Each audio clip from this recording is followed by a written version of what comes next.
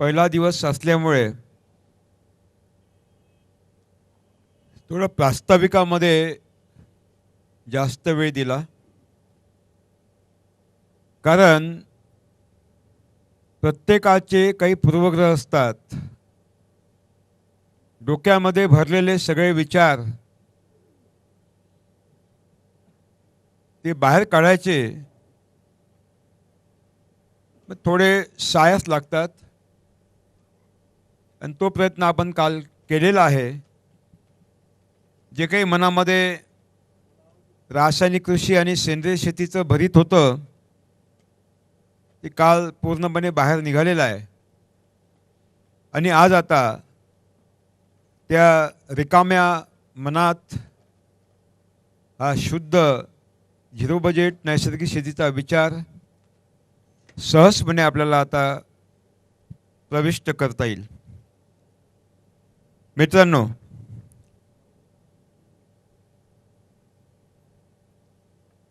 प्रत्येकाला दोन प्रश्न नेहमीच पडतात. मी कोण आहे आणि मी कशासाठी आलो. मी कोण आहे याचा शोध प्रागऐतिहासिक काळापासून घेण्यात आलेला आहे. आणि त्याबद्दल वेगवेगळ्या सिद्धांत मांडले गेलेले आहेत.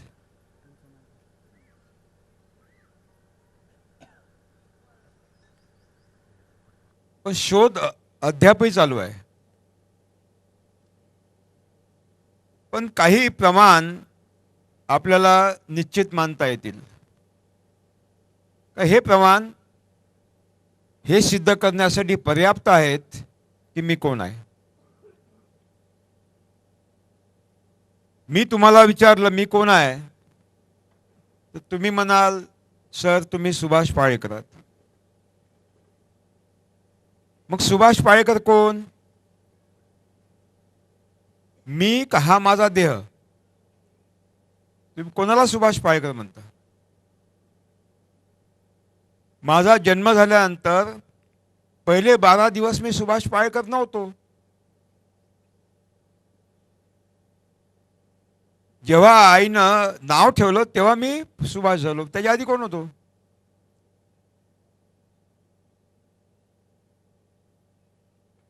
याचा अर्थ सुभाष पाळेकर वेगळा आहे आणि हा देह वेगळा आहे. देह पंचमहाभूतांचा पुतळा आहे आणि सुभाष पाळेकर त्या घरात राहणारा एक वेगळा व्यक्तिमत्व आहे. मग हे कोण?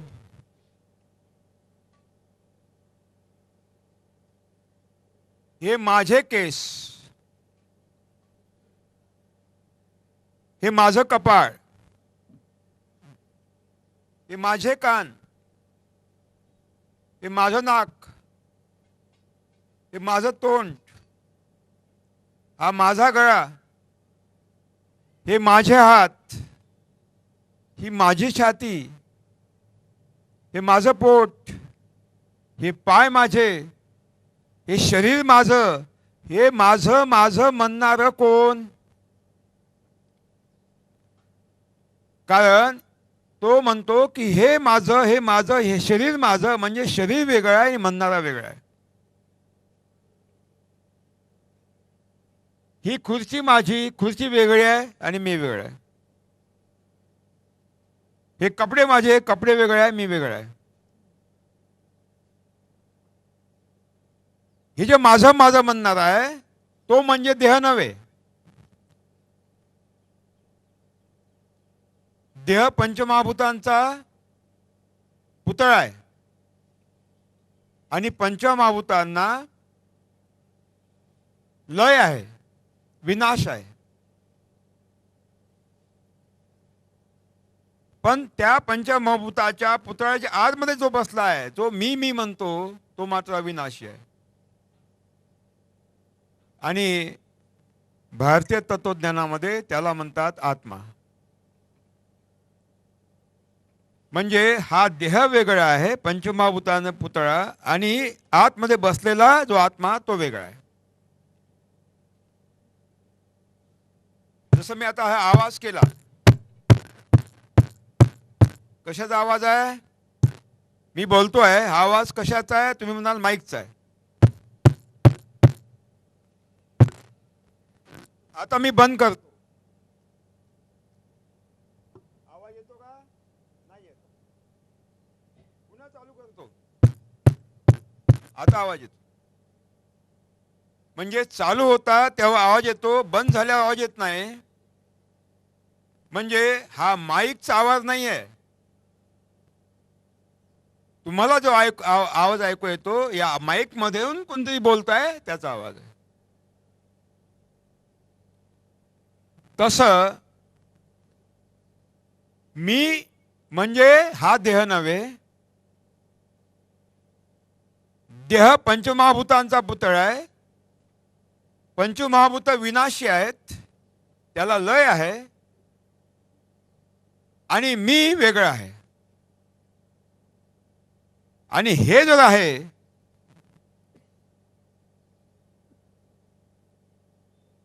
तर मग विनाश देहाचा की माझा, प्रश्न येतो.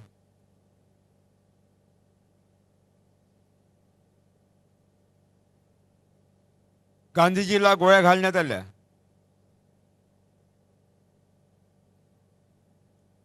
गांधीजी पडले आणि मेले. कोण मेले? गांधीला गोळ्या घालणाऱ्या पागल लोकांना वाटलं की गांधीला गोळ्या घातल्या म्हणजे गांधीजी संपले. खरं ना? पण गांधीजी संपले का?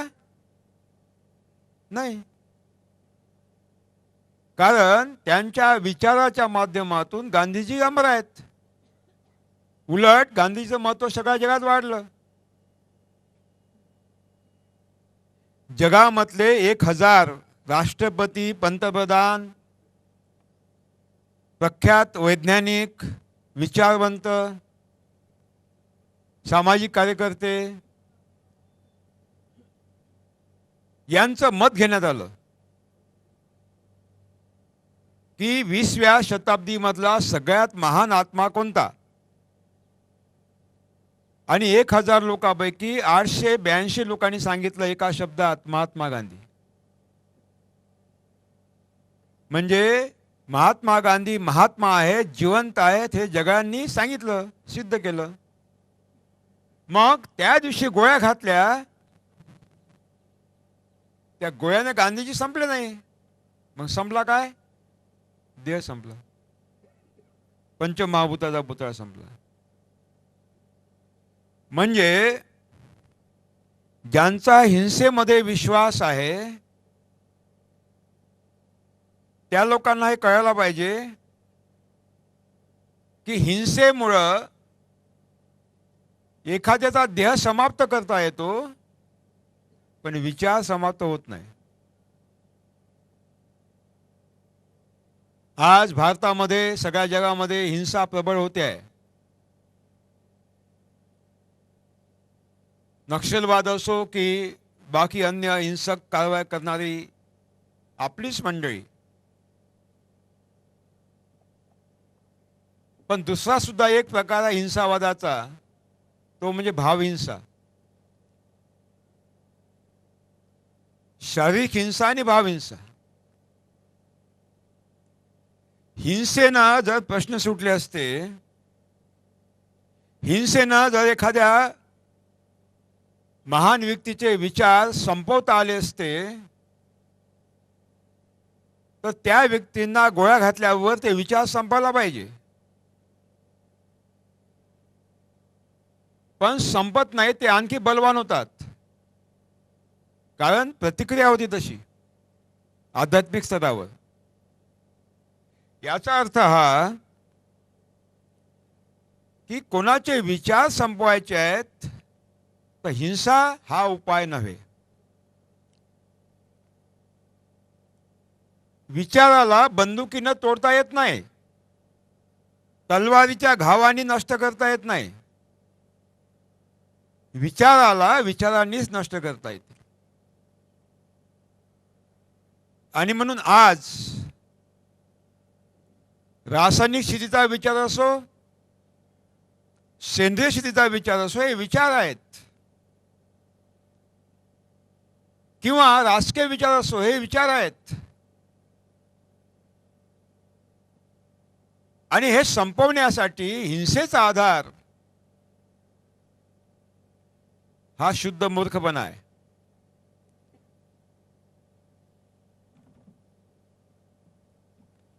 आपण बघतो आहोत की अनेक प्रकारचे आंदोलन होतात. जन आंदोलन आपण पाहतो आहोत, मास मुवमेंट्स.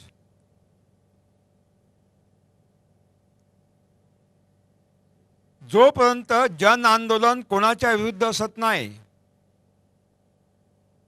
विशिष्ट व्यक्तीच्या अथवा व्यक्तीच्या घटकांच्या किंवा विशिष्ट संस्थेच्या विरोधात असत नाही, तोपर्यंत ते जन आंदोलन असते, मास मुवमेंट असते. कारण जन आंदोलन विशिष्ट सिद्धांतावर चालतं, व्यक्तीच्या विरोधात चालत नाही किंवा संस्थेच्या विरोधात चालत नाही. ज्या दिवशी ते जन आंदोलन एखाद्या व्यक्तीच्या विरोधात उभं होतं किंवा त्याला ते रूपांतर मिळतं, त्यावेळेस जन आंदोलन नष्ट होतं आणि लढाई चालू होते. JP आंदोलनामध्ये तेच झालं. जयप्रकाश नारायणांनी जी प्रचंड मुवमेंट चालू केली होती, मास मुवमेंट, जन आंदोलन, जोपर्यंत ते सिद्धांतावर टिकून होतं तोपर्यंत जन आंदोलन प्रचंड प्रमाणात व्यापक झालं. परंतु जेव्हा त्या जन आंदोलनाला एका विशिष्ट व्यक्तीच्या विरोधात उभं करण्यात आलं, इंदिरा गांधीच्या, ते जन आंदोलन संपलं आणि मग लढाई चालू झाली. आणि आपण बघितलं त्या लढाईमध्ये एक सत्ता गेली, दुसरी सत्ता आली आणि पूर्ण आंदोलन संपलं. एवढा मोठा युवा वर्ग उभा झालेला, एक पिढी बर्बाद झाली, प्रश्न सुटले नाहीत, आणखी प्रश्न निर्माण झाले.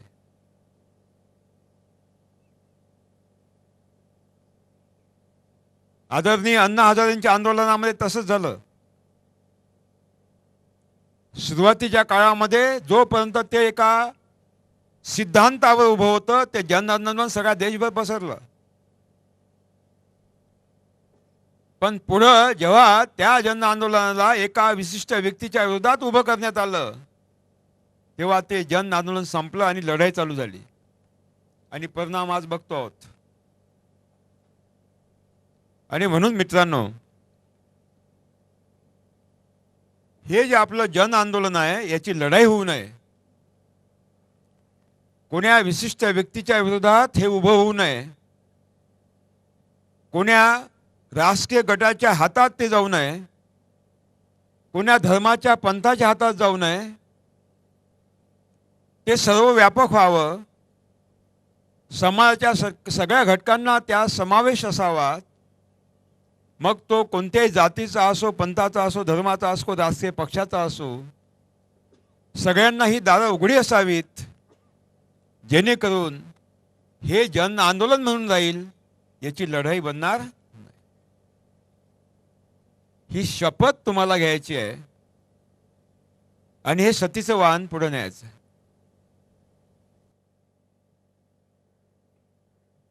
तपासून घेतले पाहिजेत आणि कोणत्याही मोहाला बळी न पडता या आंदोलनाला आपलं योगदान दिलं पाहिजे. तर ते जन आंदोलन राहील, नाहीतर ते लढाईत केव्हा रूपांतर होईल आणि केव्हा नामशेष होईल हे सांगता येणार नाही. इतिहास साक्षी आहे. मग हे आंदोलन क्रांतीसाठी आहे का?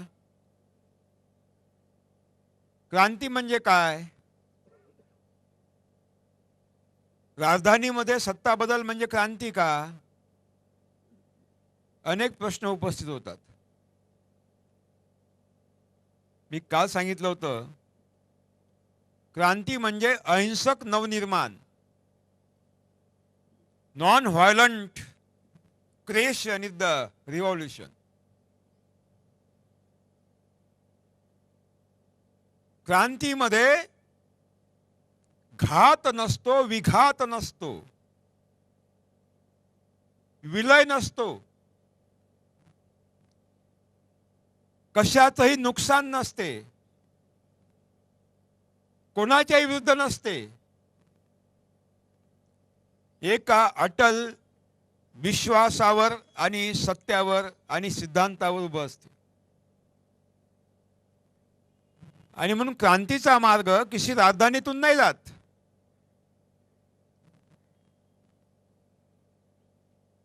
आणि बंदुकीच्या नळीतून क्रांती होत नाही.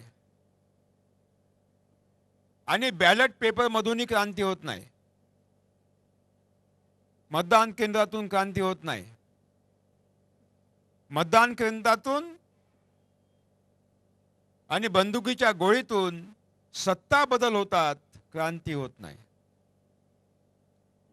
इतिहास साक्षी आहे. इतिहास साक्षी आहे. जेव्हा जेव्हा मतदानातून सत्ता बदल झाले, समस्या सुटल्या नाहीत, समस्या वाढल्यात. जगात जेव्हा जेव्हा बंदुकीतून क्रांती झाल्यात, त्या क्रांतीतून प्रतिक्रांती उभ्या झाल्यात आणि रक्तजंजित इतिहास उभा झाला. मानवाची पीडा मुक्ती झाली नाही, मानवाच्या पीडा वाढल्या. आणि म्हणून कोणाचा असा विश्वास असेल की बॅलेट पेपरमधून मतदानातून क्रांती होईल, मला वाटते तेवढा भोळेपणा दुसरा कोणता असणार नाही. कारण सत्ता हे साधन आहे, साध्य नाही. पण सत्ता मिळाल्यानंतर साधनाचं केव्हा साध्य होतं हे माहीत पडत नाही. साध्याचं केव्हा साधन होतं माहीत पडत नाही. समाज परिवर्तनाचं साधन सत्ता नाही, ही इतिहास सांगतो. गौतम बुद्धाला जेव्हा वाटलं की मला समाजासाठी काही करायचं आहे, मला सत्तेचा त्याग केला पाहिजे, त्याशिवाय मी काय करू शकणार नाही. आणि म्हणून गौतम बुद्धांनी पहिले सत्तेचा त्याग केला, सुंदर पत्नीचा त्याग केला, सुंदर लेकरांचा त्याग केला, आणि मग गौतम बुद्ध क्रांती करू शकले. महात्मा गांधींना राष्ट्रपती होता आलं असतं कायम मरेपर्यंत, पण सत्ता बदलाच्या वेळेस गांधीजी दिल्लीत नव्हते, गांधीजी नौखालीत होते. कारण त्यांना माहित होतं की सत्ता हे साधन नव्हे, राजकारण हे साधन नव्हे. जर व्यवस्था परिवर्तन करायची आहे तर साधनं काही वेगळे असतात.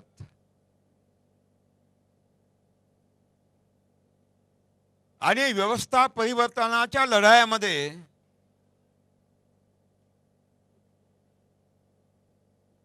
व्यवस्था परिवर्तन करणारे नामशेष झाले, व्यवस्था आणखी बलवान झाली. इतिहास साक्षी आहे, इतिहास साक्षी आहे. म्हणून आज व्यवस्था परिवर्तनाची जी भाषा आपण ऐकतो जन आंदोलनामध्ये, मला वाटते कुठेतरी गडबड होते आहे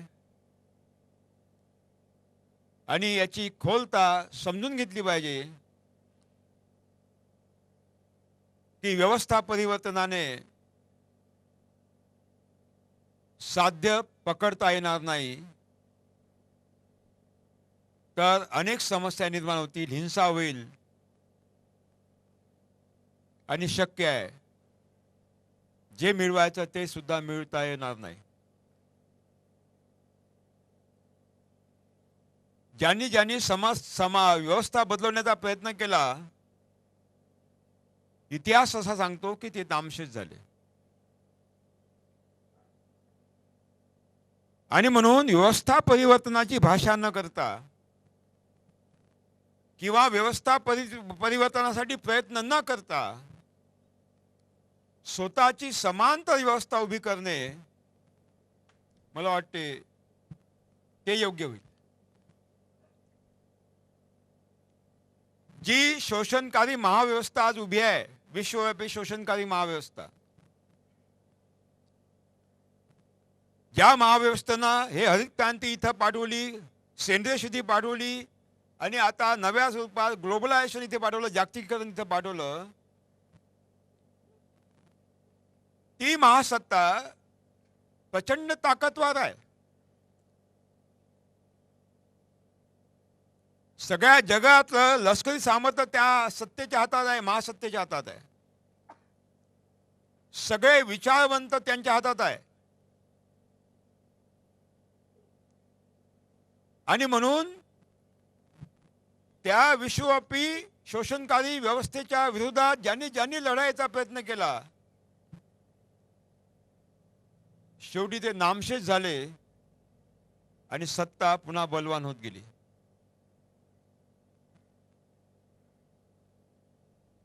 इतिहास हे सांगतोय.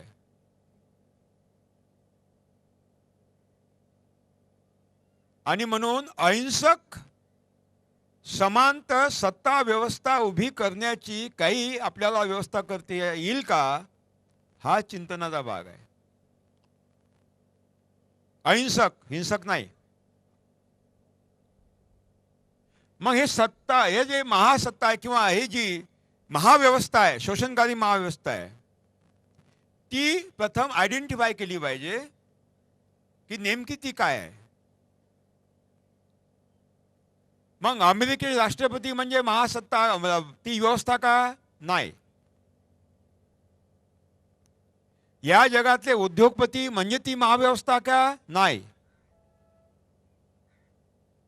बहुराष्ट्रीय कंपन्या म्हणजे महाव्यवस्था का नाही. कृषी विद्यापीठ म्हणजे महाव्यवस्था का नाही. मग कोणती आहे ही व्यवस्था. ही महाव्यवस्था अनविजिबल आहे, अदृश्य आहे. कोण्या एका विशिष्ट व्यक्ती म्हणजे महाव्यवस्था नव्हे, ती एक रचना आहे, शोषण व्यवस्थेची एक रचना आहे. आणि त्या महाव्यवस्थेमध्ये सदस्य म्हणून तुम्ही सुद्धा आहात. तुम्ही सुद्धा त्या शोषणकारी महाव्यवस्थेचे घटक आहात. जर तुम्ही रासायनिक शेती करत असाल आणि सेंद्रिय शेती करत असाल तर. कारण त्या महासत्तेच्या किंवा त्या विश्वव्यापी शोषणकारी महाव्यवस्थेची ताकद तेव्हा वाढते जेव्हा तुम्ही काहीतरी खरेदी करण्यासाठी बाजारात जाता. लक्षात ठेवा, त्या महाव्यवस्थेची ताकद तेव्हा वाढते जेव्हा तुम्ही काहीतरी विकत घेण्यासाठी शहराकडे जाता, बाजारामध्ये जाता. कारण ती वस्तू त्या महाव्यवस्थेने निर्माण केलेली असते. तुम्ही जे जे खरेदी कराल तो पैसा त्या महाव्यवस्थेकडे जातो. हे नाही सांगतायत की हिंदुस्थानच्या बाहेर जातो. हिंदुस्थानच्या बाहेर जातो आणि हिंदुस्थानमध्ये सुद्धा जातो. कारण ती महाव्यवस्था फक्त बाहेर नाही, आतमध्ये सुद्धा आहे, हिंदुस्थानमध्ये सुद्धा आहे. बी विकत घेतलं, पैसा कुठे गेला? महाव्यवस्थेकडे. खतं विकत घेतली, पैसा कुठे गेला? महाव्यवस्थेकडे. औषधं विकत घेतली, पैसा तिकडे गेला. कीटकनाशकं विकत घेतली, पैसा तिकडे गेला. हे कपडे विकत घेतले, पैसे तिकडे गेले.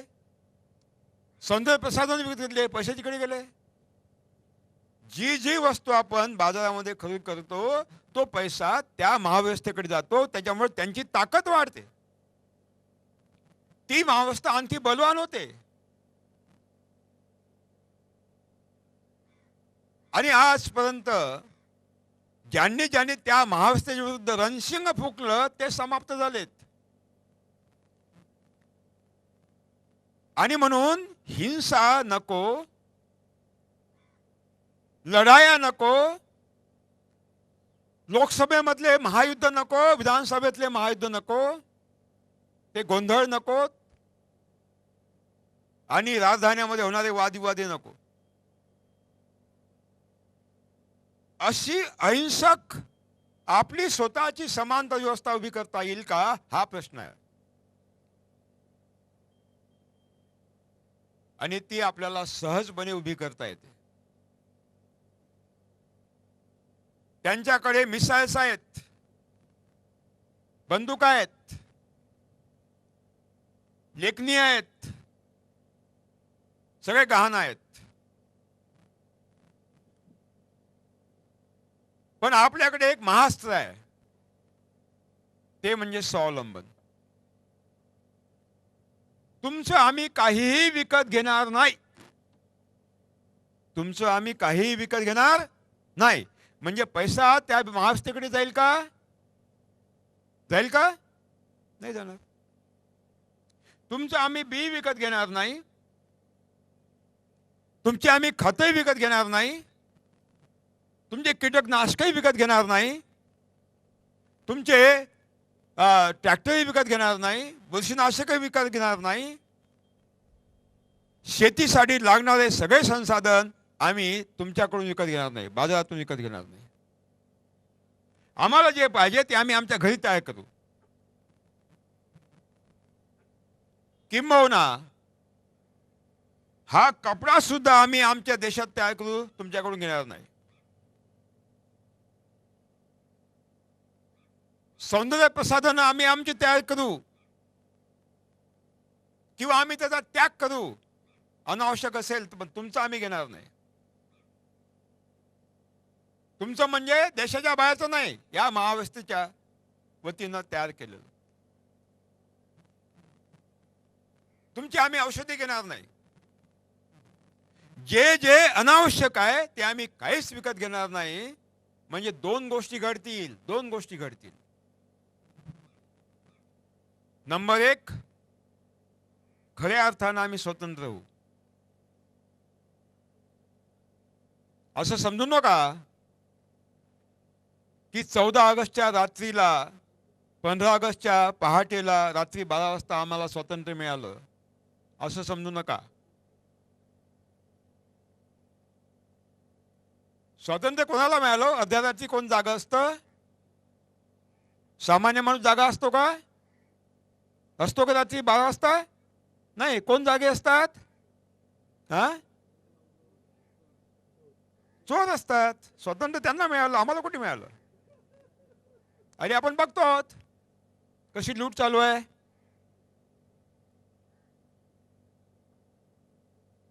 आणि म्हणून दोन गोष्टी घडतील. अनावश्यक ते जर आपण त्याग केला अनावश्यक गोष्टींचा, तर आपोआपच ते महाव्यवस्था लुडी पांगळी होईल. कारण त्यांच्याकडे जाणारा ओघ आटेल.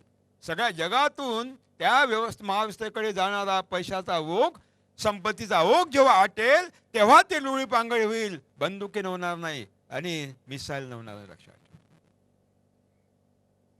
ही शपथ तुम्हाला घ्यायची आहे की मी काहीही खरेदी करणार. आणि ह्या वस्तू निर्माण करण्यासाठी जी जी कच्चा माल पाहिजे, संसाधन पाहिजे, ते निसर्गाकडून घेतो आपण. म्हणजे निसर्ग आपण नष्ट करतो, नैसर्गिक संसाधनांची आपण विनाश करतो. जेव्हा आपण हे ठरवू की हे आम्हाला काही नको, याचा अर्थ जो निसर्गाचा विध्वंस होतोय तो सुद्धा आपण रोखणार. एकाच वेळेला दोन गोष्टी घडतील. आणि तिसरी गोष्ट घडेल, खरं स्वातंत्र्य आम्हाला मिळेल, खरं स्वातंत्र्य.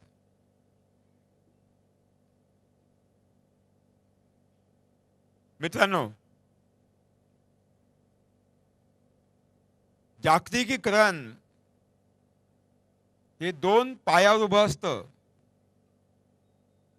एक म्हणजे शोषण आणि दुसरं भ्रष्टाचार, करप्शन. भ्रष्टाचाराशिवाय जागतिकीकरण बलवान होत नाही आणि शोषणाशिवाय जागतिकीकरणाला आयाम मिळत नाही, बल मिळत नाही. जागतिकीकरण म्हणजे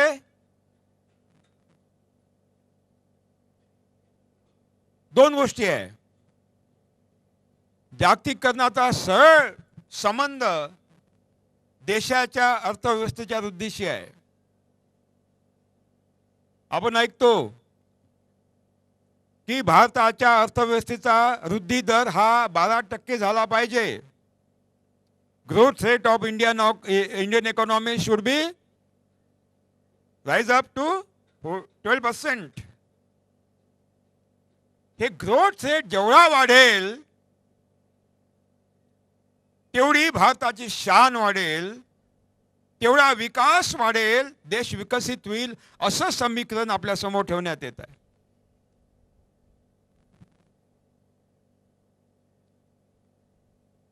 ग्रोथ रेट केव्हा वाढतो? आपल्या भारताच्या अर्थव्यवस्थेचा वृद्धी दर केव्हा वाढतो? जेव्हा भारतातला प्रत्येक माणूस सगळ्यात जास्त वस्तू खरीदतो आणि विकतो, तेव्हा वृद्धी दर वाढतो.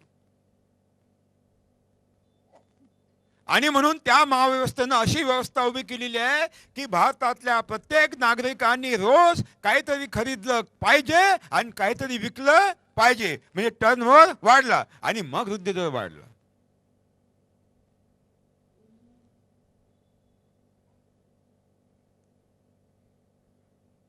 आणि मग भारतातल्या लोकांनी प्रत्येक गोष्ट खरेदी केलीच पाहिजे आणि विकलीच पाहिजे, याचा अर्थ मोठ्या प्रमाणात उत्पादन झालं पाहिजे कारखान्यामध्ये.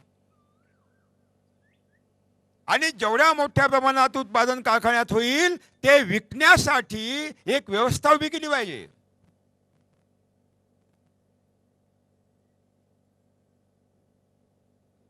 देशातल्या लोकांना बाध्य केलं पाहिजे की तू खरेदी कर, हे चांगलं आहे, हे खरेदी कर. आणि त्यासाठी हे सगळं ॲडव्हर्टाइजमेंटला काय म्हणतात, जाहिरात युद्ध असतं. लहान मुलांच्या हातात तो पेस्ट आणि काय पप्पा मला हे पाहिजेच, पप्पा मला हे पाहिजेच. लहान मुलांचा बालहट्ट, पप्पाला ते विकत घ्यावंच लागते. पैसा कुठे जातो? ॲडव्हर्टाइजमेंट. आणि मग भारतातल्या लोकांची क्रयशक्ती कशी वाढवावी? कारण तुमच्या खिशात पैसेच नाही तर तुम्ही खरेदी कशी कराल? आणि म्हणून तुमच्या खिशात पैसे होताचे, त्यासाठी 5वा वेतन आयोग आणि 6वा वेतन आयोग, घावटे साहेब खरं ना, आणि आता 7वा वेतन आयोग. म्हणजे सरकारी नोकऱ्यांच्या आणि खाजगी उद्योगातल्या नोकऱ्यांच्या खिशामध्ये एवढे प्रचंड प्रमाणात पैसे होताचे की त्यांनी मोटर खरेदी केलीच, त्यांनी फ्रीज घेतलाच पाहिजे, त्यांनी घर बांधलंच पाहिजे. म्हणजे जेवढे घरं बांधल्या जातील, जेवढ्या मोटारी खरेदी करण्यात येईल, जेवढे साहित्य खरेदी करण्यात येईल, तेवढा वृद्धी दर वाढेल आणि तेवढी पंतप्रधानांची कॉलर टाईट होईल.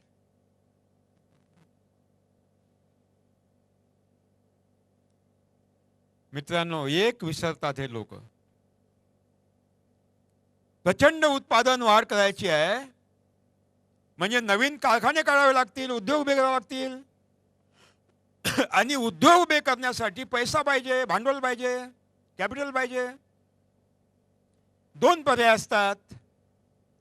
एक तर फॉरेन इन्व्हेस्टमेंट म्हणजे बाहेरच्या संस्थांनी भारतात गुंतवणूक केली पाहिजे, नाहीतर भारतामध्येच त्याची निर्मिती केली पाहिजे, भांडवल निर्मिती. आणि भांडवल निर्मितीचे दोनच कारण, दोनच व्यवस्था आहेत. एक म्हणजे शोषण आणि दुसरं करप्शन, भ्रष्टाचार. 2 रुपयाची वस्तू 20 रुपयाला विकली, 18 रुपये कुठे मिळाले? उत्पादन खर्च 2 रुपये, विकली केवढ्याला? 20 रुपयाला. 18 रुपये काय आहे? भांडवल निर्मिती आहे. हे लक्षात ठेवा. पण विकत घेण्याचं शोषण आहे, पण विकणाऱ्याचं शोषण नाही आहे. त्याची काय आहे? भांडवल निर्मिती आहे. त्याला नैतिक अधिष्ठान आहे. म्हणजे भांडवल निर्मितीसाठी शोषण केलंच पाहिजे, हा जागतिकीकरणाचा स्थायी भाव आहे. आणि ते पुढे पडत असेल तर दुसरा एक उपाय आहे, ते म्हणजे भ्रष्टाचार. भ्रष्टाचारामुळे करोडो रुपये कमवायचे आणि मग नवीन व्यवस्था उभी करायची. म्हणजे अतिशय घातक रस्त्याने हे जागतिकीकरण चाललेलं आहे, अतिशय घातक. आणि मग जेवढ्या जास्त प्रमाणात वस्तूंची निर्मिती होईल तेवढा जास्त प्रमाणात कच्चा माल पाहिजे, आणि हा कच्चा माल फक्त निसर्ग देतो. म्हणजेच जेवढ्या जास्त प्रमाणात भारताचा वृद्धी दर वाढेल तेवढ्या जास्त प्रमाणात निसर्गाचा काय होईल? ऱ्हास होईल, संसाधनं नष्ट होतील. ओपेक नावाची संस्था आहे, जे खनिज तेल निर्माण करतात त्या देशांची एक शिखर संस्था, ज्याला ओपेक म्हणतात, ऑइल प्रोड्युसिंग कंट्रीज फेडरेशन. त्यांनी एक फतवा काढलेला आहे की ज्या वेगानं तुम्ही पेट्रोल, डिझेल आणि नॅचरल गॅस खतम करत आहात, तो वेग जर तुम्ही थांबवला नाही, कायम ठेवला, तर येत्या 35 वर्षामध्ये तुम्हाला पेट्रोलचा थेंब मिळणार नाही, डिझेलचा थेंब मिळणार नाही, रॉकेलचा थेंब मिळणार नाही, आणि गॅस सुद्धा मिळणार नाही. कारण त्याचे भंडार नष्ट होत आहेत. म्हणजे जर 35 वर्षामध्ये गॅस संपला, डिझेल संपलं, पेट्रोल संपलं, पुढची पिढी कशी जगेल? याला पर्याय काय? पुन्हा अजून आपण आपल्याला लागणारा कोळसा स्वतः आपल्या देशातून मिळत होता, चांगल्या क्वालिटीचा. जे औष्णिक विद्युत केंद्र आहे, थर्मल पॉवर स्टेशन आहे, त्यासाठी कोळसा पाहिजे, अनेक कारणासाठी कोळसा पाहिजे. आज आपल्या जवळचा कोळसा संपत आलेला आहे आणि आपण ऑस्ट्रेलियाकडून नंबर 1चा कोळसा मागवत आहोत. आणि गंमत म्हणजे आताच काहीतरी एक सर्वे झाला आणि सांगितलं गेलं येत्या 25 वर्षामध्ये सगळा कोळसाचे साठे संपतील. कोळसा संपला,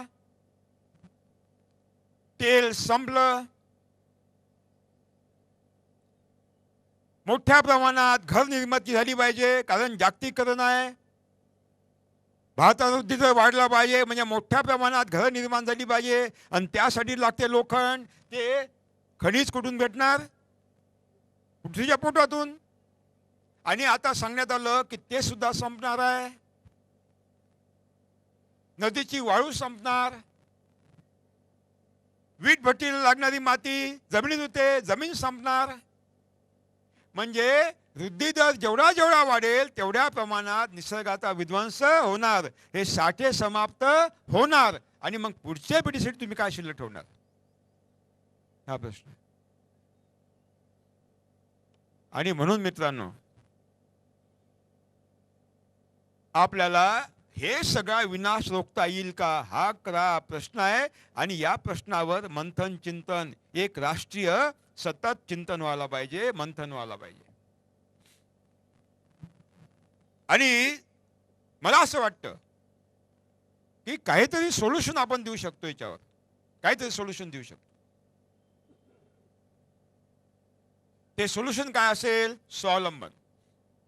स्वावलंबन आपण आज बघणार आहोत की बियाण्याला पर्याय काय. देशी बियाणं. आणि काल मी सांगितलं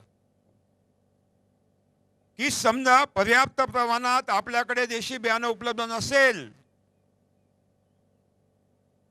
तर मी एक तंत्र विकसित केलं आहे की हायब्रिड संकरित बियाण्याचं सुद्धा रूपांतर आपण देशी बियाण्यात करणार आहोत.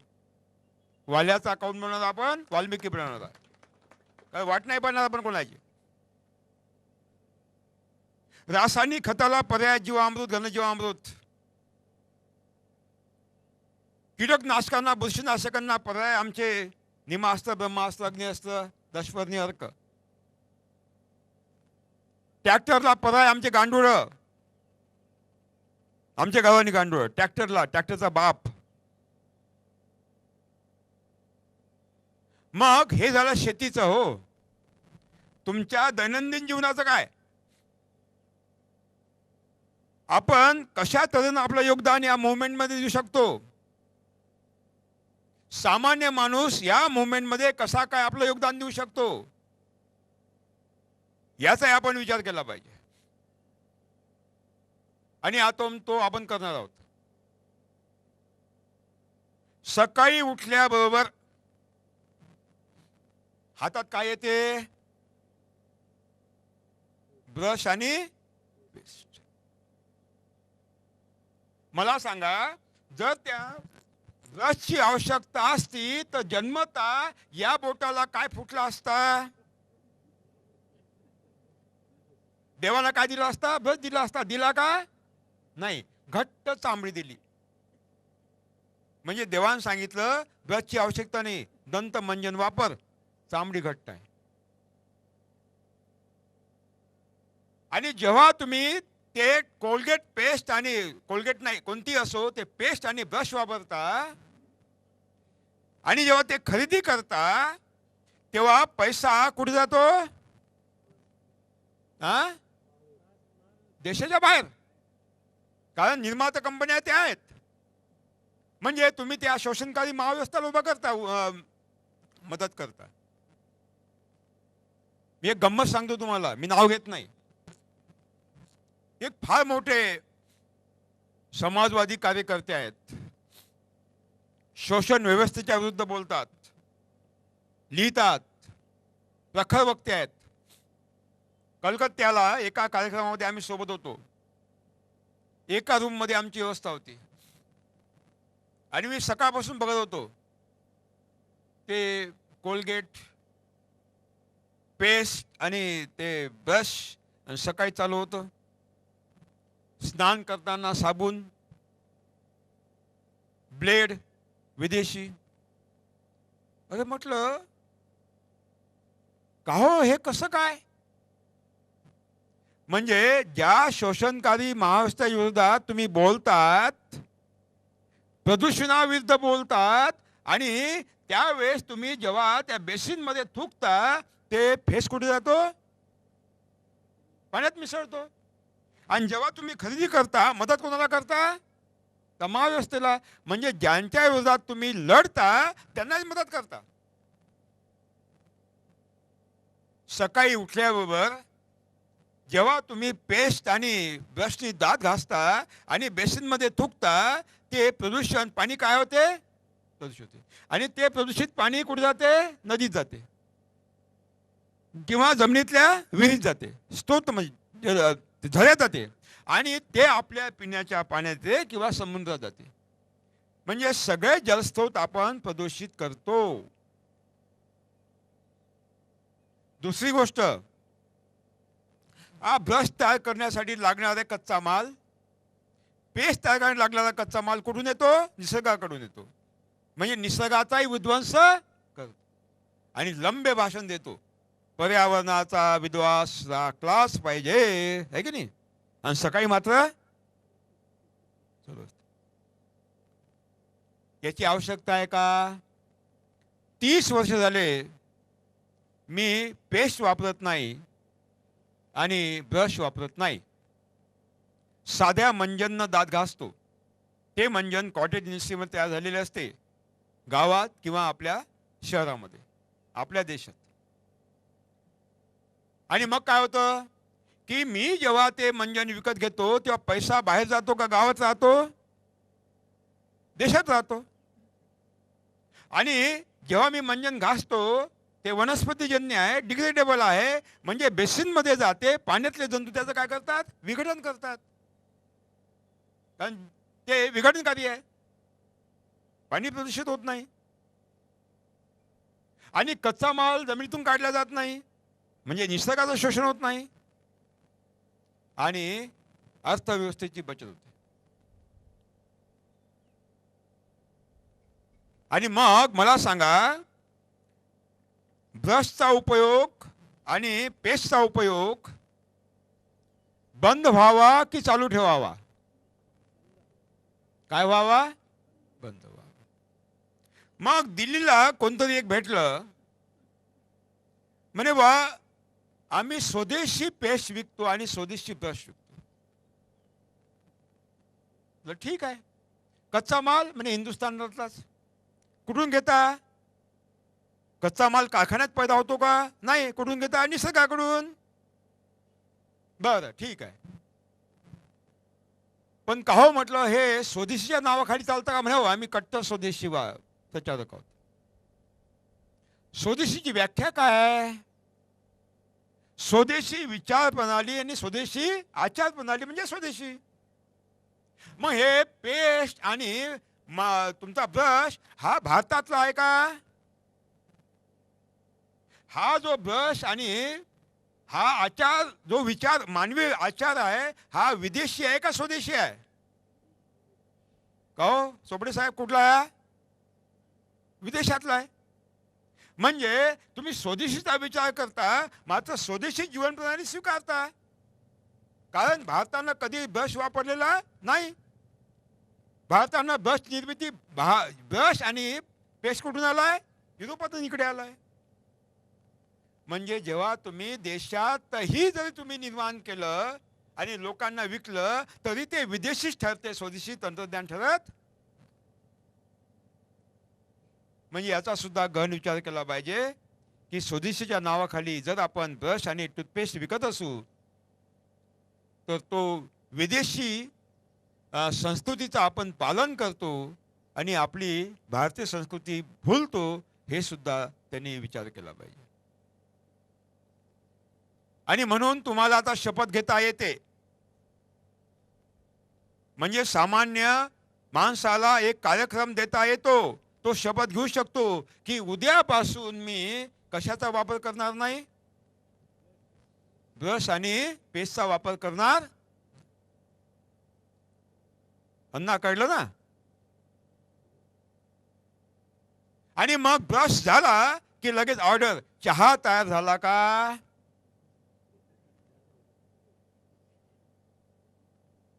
हा चहा महाविध्वंसकारी आहे. चहा आतडीच्या बिमाऱ्या वाढवतो आणि पर्यावरणाचा विध्वंस करतो. तुम्ही म्हणाल हे काही बोलता, तो कालपासून चालू आहे यांचं. चहाचा आणि पर्यावरणाचा काही संबंध आहे का? काही बोलतात, आम्ही ऐकत बसतो. कुठं आहे ते नानाजी कदम? अहो कशासाठी याला बोलावलं तुम्ही? तुमच्या मनामध्ये शंका येईल. पण थेट संबंध आहे चहाचा, थेट संबंध पर्यावरणाच्या विनाशाशी आहे. लक्षात कसा आपण बघूया. एक तर चहा पिल्याने पोटामध्ये अल्सर तयार होतात, भूक मंदावते, झोप उडून जाते, त्याचं रूपांतर पुढे फार मोठ्या गंभीर आजारामध्ये होतं आणि मग संघ्रणी येते, आम्लपित्त वाढतं, अनेक नाना प्रकार आपल्याला भोगावे लागतात. चहा विकत घेतो महाग, तेव्हा पैसा तिकडे जातो, आपल्या देशात थांबत नाही. देशात थांबला तरी खेड्यात थांबत नाही, तो तिकडे पळतो. आणि तिसरी गोष्ट, जे चहा उत्पादक प्रदेश आहेत, केरळ आहे, तमिळनाडू आहे, कर्नाटक आहे, आसाम आहे, बंगाल आहे, तिथे माझे वर्कशॉप झालेत, चहा उत्पादक संघांनी घेतलेत. आणि जिथे जिथे मी जातो त्या ठिकाणी 80 वर्षाच्या म्हाताऱ्याला भेटतो. मी तिथे सुद्धा 80 वर्षाच्या म्हाताऱ्याला विचारलं की बाबाजी, हे चहाचे मळे हजारो लाखो हेक्टर पसरलेले आहेत, समान उंचीचे केव्हा आले? म्हणजे 30-35 वर्ष आधी आले. त्याच्या आधी काय होतं? म्हणजे घनदाट जंगल होतं.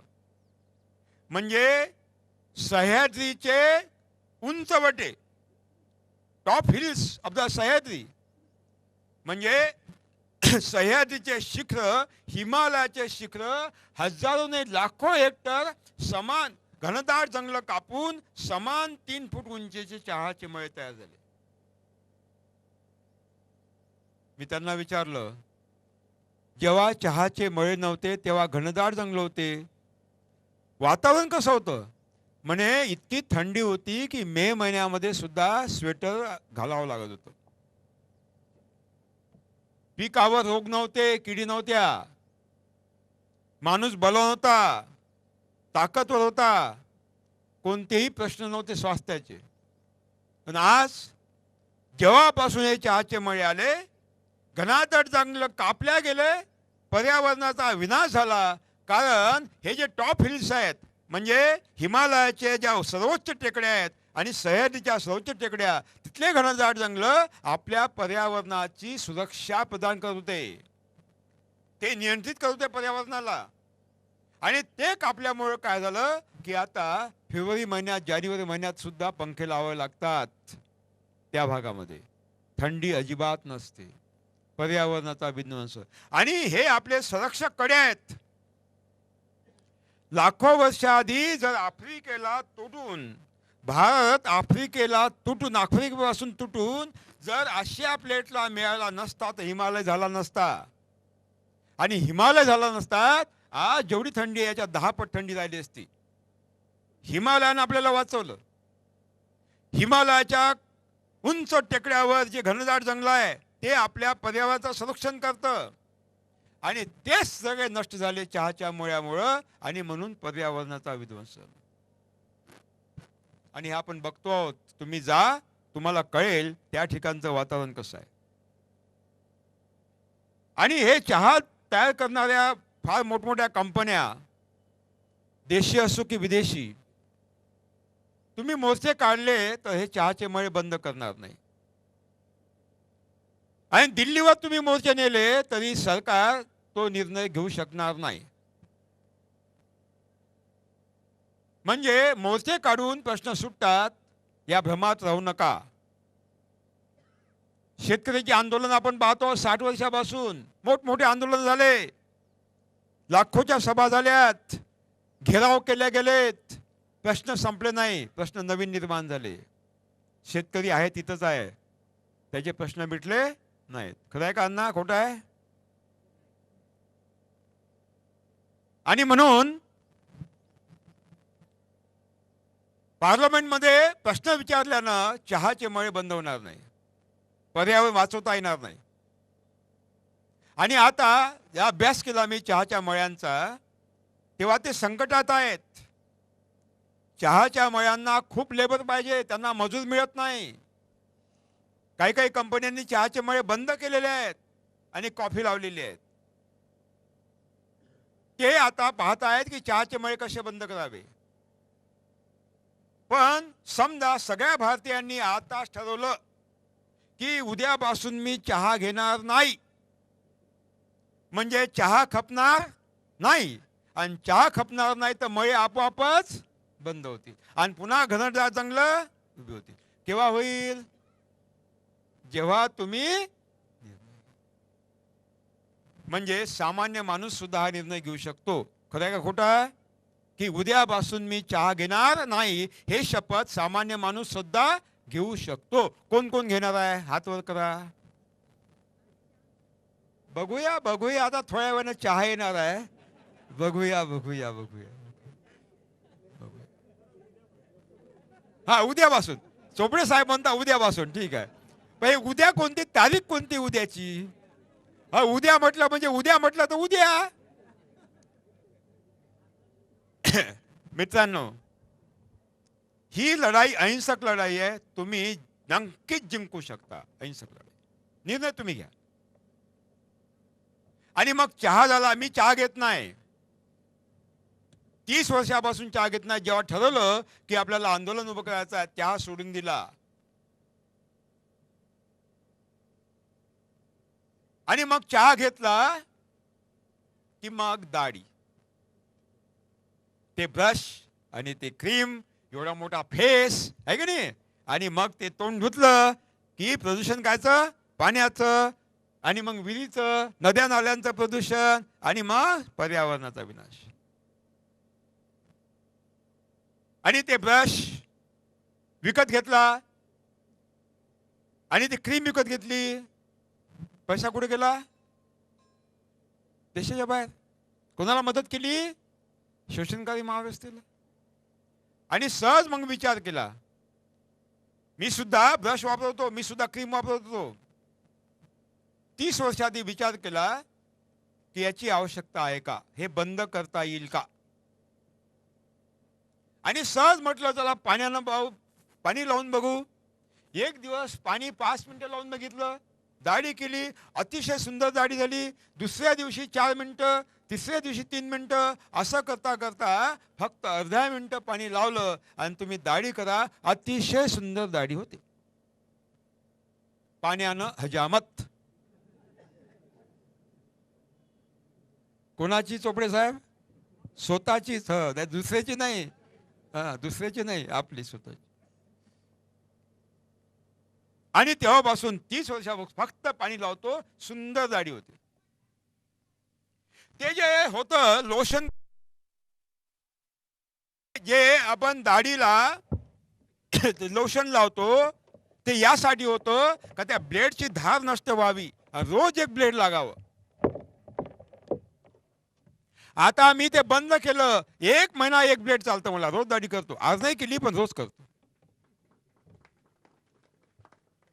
तुम्ही निर्णय घेऊ शकता, आवाज मोठा करतो, की उद्यापासून मी दाढीला ब्रश वापरणार नाही आणि ते लोशन वापरणार नाही. पहा, पर्यावरणाचा विनाश तुम्ही वाचू शकता, अर्थव्यवस्थेचा विनाश तुम्ही वाचू शकता, आणि भारतीय अर्थव्यवस्था बलवान तुम्ही बनवू शकता. निर्णय तुमच्या हाती आहे. कारण निर्णय घेणारे कोण आहात? तुम्ही म्हणाल बा हे कसं हो, आम्ही तर 10-10 मिनिटं घासत बसतो तरी आमची दाढी कडक होते. असं कर ना, उद्या सकाळी प्रयत्न करून पहा आणि मला सांगायला या काय झालं तर. निर्णय तुम्ही घ्या. आणि मग दाढी झाली की आंघोळ. मग आंघोळीला कोणती? ते साबण. हेमा मालिनीचं चित्र माधुरी दीक्षित आहे का? हा, मग ही साबण चांगली. आणि मग 10-10 वेळा इकडून तिकडून मस्त 50 वेळा. आणि मग आंघोळ केली. प्रदूषण कोणतं झालं? पाण्याचं. हे प्रदूषक कुठे गेले? नदी नाल्यात. कुठे आले? पिण्याच्या पाण्यात. कुठे आले? सिंचनाच्या पाण्यात. कुठे आले?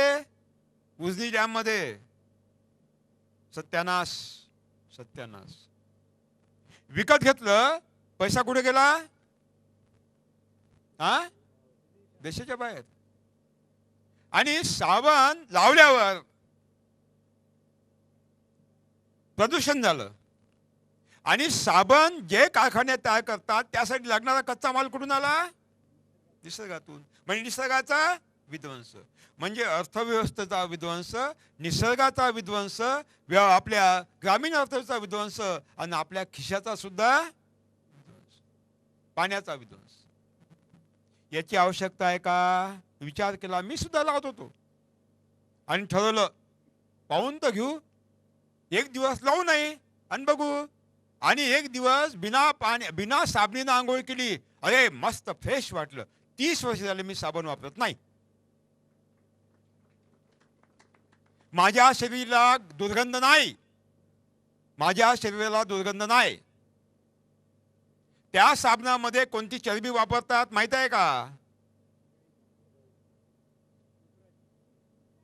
आणि मित्रांनो, मुळात साबणाची आवश्यकताच नाही. कारण ईश्वरानं पाणी डिटर्जंट दिलेलं आहे. शुद्ध थंड पाणी अतिशय उत्तम डिटर्जंट आहेत. घाणनाशक आहे. फक्त पाण्यानं आंघोळ करा. अरे हा हा, आल्हाद आल्हाद आल्हाद, सुंदर आंघोळ होती. मन मानलं नाही तर ठीक आहे, थोडी शिकई काही घ्या, वाळल्या याचे संत्र्याच्या वाळल्या साली घ्या, नागर मोठा घ्या, थोडा कचुला घ्या, मस्त बारीक करा आणि बकेटभर पाण्यामध्ये एक चिमटभर टाका. किती टाका? आणि मग यानं थोडं हलवा आणि आंघोळ करा. आहा हा, क्या बात आहे. सगळ्या भारतात सुगंध पसरतो, स्वच्छ सुंदर. म्हणजे तुम्ही जेव्हा निर्णय घेता की मी साबण वापरणार नाही, तेव्हा तुम्ही आपली अर्थव्यवस्था वाचवता. साबण बनवण्यासाठी जो कच्चा माल निसर्गाकडून, निसर्गाला वाचवता, पर्यावरणाला वाचवता. कारण धुरांड्यातून काय सोडतो, धूर सोडतात कारखाने, ग्लोबल वॉर्मिंग घटवता. सोबतच ग्रामीण अर्थव्यवस्थेला सुद्धा, देशाच्या अर्थव्यवस्थेला तुम्ही वाचवता. एकच निर्णय, मी उद्यापासून साबण वापरणार.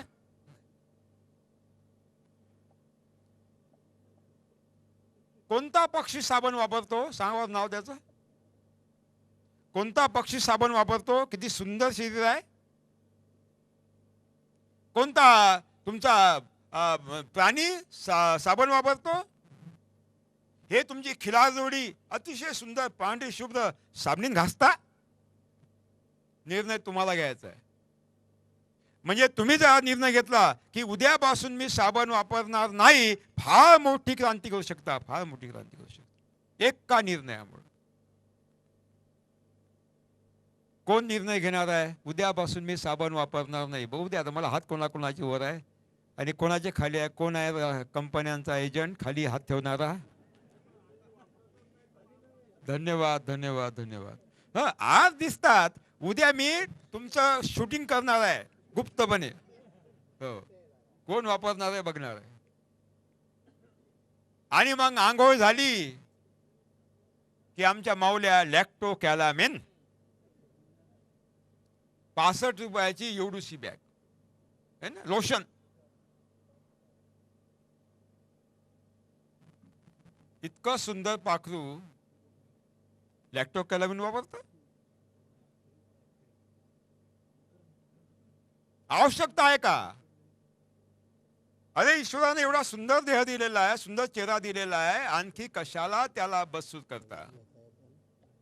जेव्हा तुम्ही ते सौंदर्य प्रसाधन विकत घेता तेव्हा निसर्गाचा विध्वंस करता, पर्यावरणाचा करता. कारण कारखान्यातून प्रचंड धूर सुटलेला असतो आणि अर्थव्यवस्थेची सुद्धा तुम्ही लूट करता, लक्षात ठेवा. आणि म्हणून निर्णय तुमच्या हातात आहे की साबण वापरावी की न वापरावी. जो देशभक्त असेल त्याचा विचार गंभीरपणे नक्कीच करेल असं मला वाटतं. आणि आंघोळ झाली का मग हे विदेशी कपडे, पॉलिस्टर, गावडे साहेब, पॉलिस्टर विदेशी कपडे. हा विदेशी कपडा ऑटोमॅटिक मशीन तयार करते, स्वयंचलित यंत्रमाग. कच्चा माल निसर्गाकडून येतो, त्याचे साठे संपत आहेत. 100 कामगारांचं काम एक मशीन करते. 100 कामगारांचे घर उद्ध्वस्त होतात, चुल्या बंद होतात, एक ऑटोमॅटिक मशीन. भारतासारख्या रोजगाराभिमुख अर्थव्यवस्थेला हे परवडतेल का? प्रश्न आहे. पण जेव्हा तुम्ही 1 मीटर खादी खरीदता किंवा सुती कापड खरीदता तेव्हा शेतकऱ्यांना मदत करता. कारण जेवढी डिमांड वाढेल तेवढी मागणी वाढेल, तेवढा भाव वाढतो, त्याला मदत होते. एक दिवस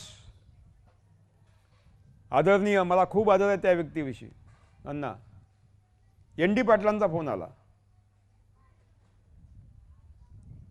अमरावतीला येणार होते, शहाजीराव नरवडे सोबत होते, आम्हाला भेटायला यायचं आहे. अरे बापरे, या, स्वागत आहे आपलं. आले, 3 तास बसले, खूप गप्पा झाल्या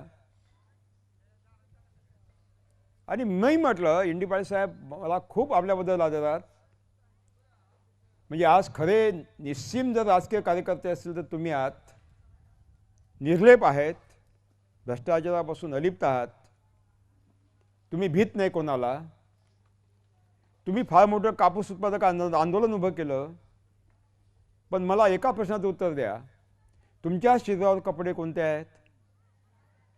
पॉलिस्टर आहेत. शेतकऱ्यांच्या समस्याप्रमाणे तुम्ही आंदोलन उभे करता. कापूस उत्पादकाला भाव केव्हा मिळेल? जेव्हा मागणी वाढेल. आणि मागणी केव्हा वाढेल? जेव्हा कपडे घालणारे वाढतील. आणि तुम्ही जर ते खादीचे कपडे घालणार नाही, सुती कपडे घालणार नाही, तर मागणी कशी वाढेल? आणि मागणी वाढणार नाही तर भाव कसा मिळेल? त्यांच्या लक्षात आलं ते. त्याच्या लक्षात आलं.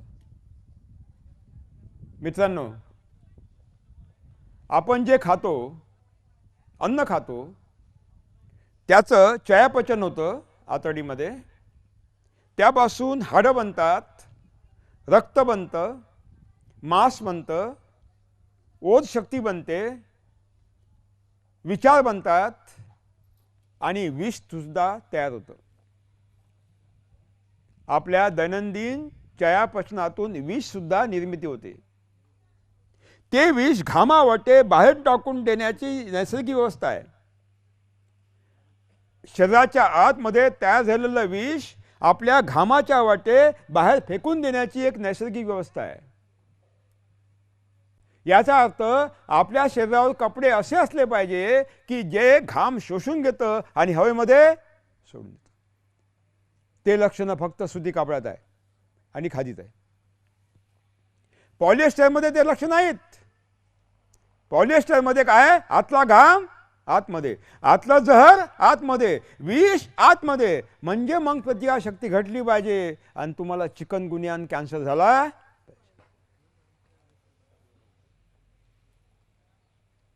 आणि गंमत आहे हो, ऐन मे महिन्यात 48° उष्णतामान आणि भर दुपारी घोड्यावर नवरदेव निघालेला आहे.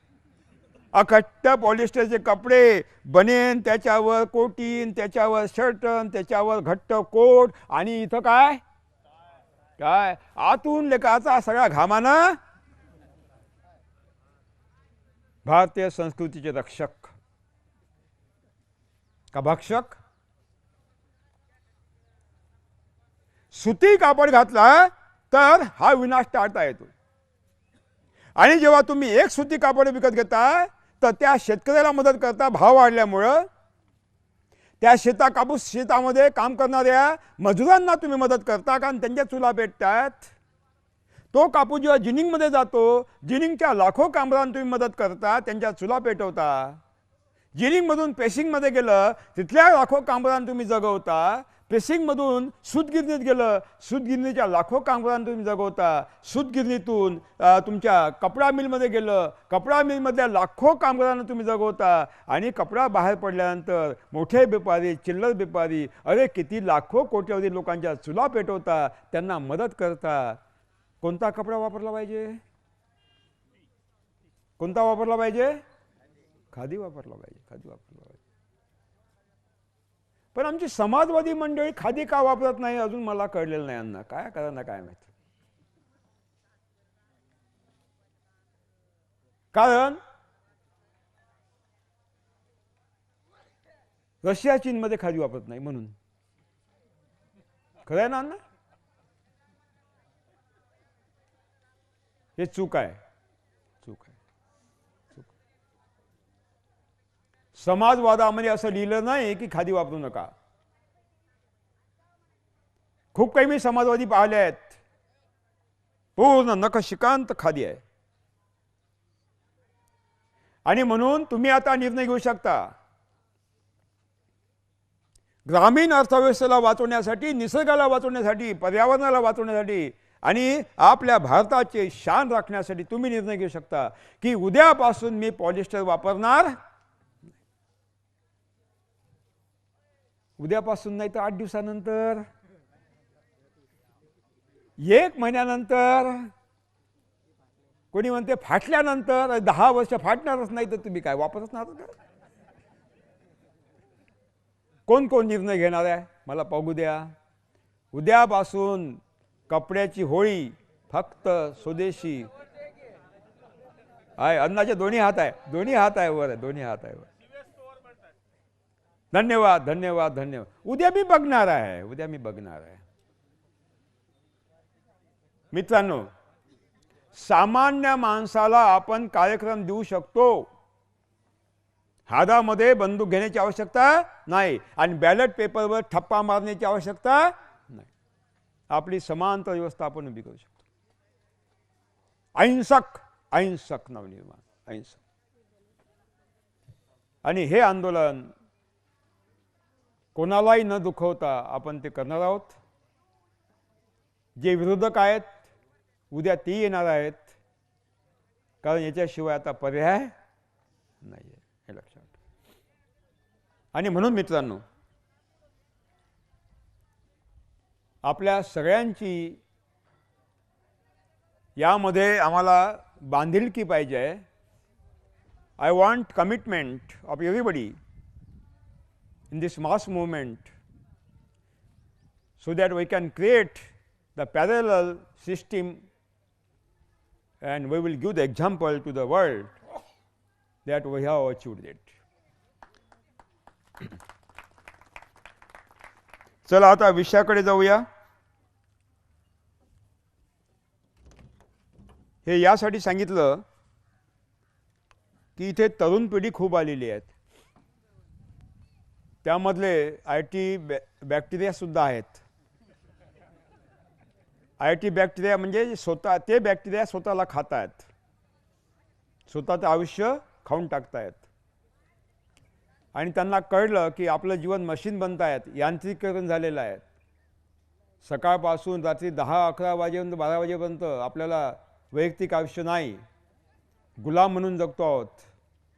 अर्थस्य पुरुषो दासा, माणूस अर्थाचा गुलाम असतो आणि ते त्यांनी सिद्ध केलेलं आहे. म्हणून ते आता मोठ्या प्रमाणात तिकडे वळत आहे. म्हणून हा विषय घातला की निदान सुरुवातीला आपण काहीतरी करू शकतो, सुरुवात तरी करू शकतो या दृष्टिकोनातून. म्हणून हा विषय घेतलेला आहे. जर वेळ गेला असेल तर माफ करा.